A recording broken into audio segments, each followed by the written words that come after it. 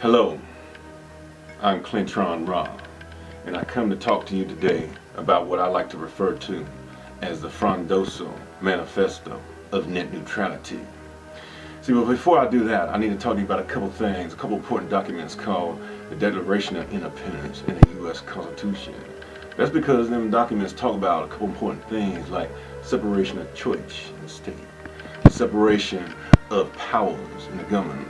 And what we need to talk about today is something that developed new since the frame has been around. That's called the separation of corporation and state. You understand, corporation and states ain't supposed to be the same people. It's supposed to be two different groups, the state and the government, and then the corporation, one working with the other. You know, both supplying things, the government governing the people, the corporation getting the people jobs and well-being, and providing services and benefit from that in a fair way. So, what we're going to talk to you today is about this document right here, and we're going to call it the Capitalism in the Federal Communications Commission. Now that the new FCC chairman, Angie Pai, is in office, there has already been some retrograde in net neutrality, believe it or not. Let me remind you about what net neutrality really is. FCC's 2010 order intended to prevent broadband internet service providers from blocking or interfering with traffic on the web. The Open Internet Order was generally designed to ensure internet remained level playing field for all the people.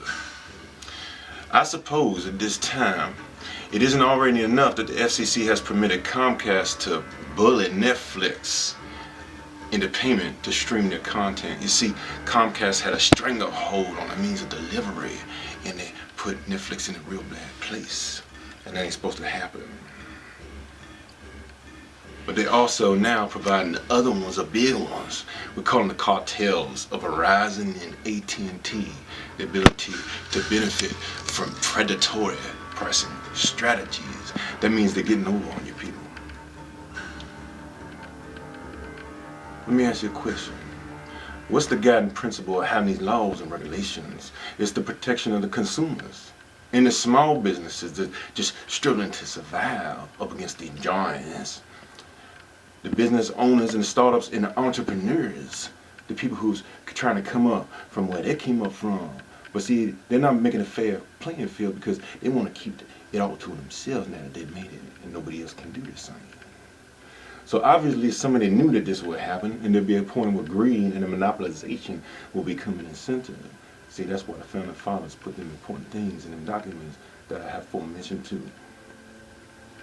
What does this mean for the consumer? By the FCC permitting these corporations to dominate, rather, what I'm trying to say, and to benefit, it places the lay person in a position where they're reliant on them, where they're subjected to inflated pricing, where they're controlled by the media, and they got a stranglehold on things like knowledge, and there's no growth because they decreased under these circumstances, you see, because it's a real bad thing.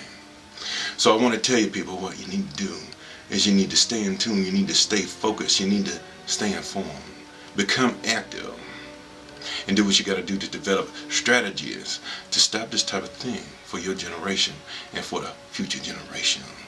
So this concludes this presentation of the Frondoso Manifesto of Net Neutrality, and I'm Clintron Ra, and I'm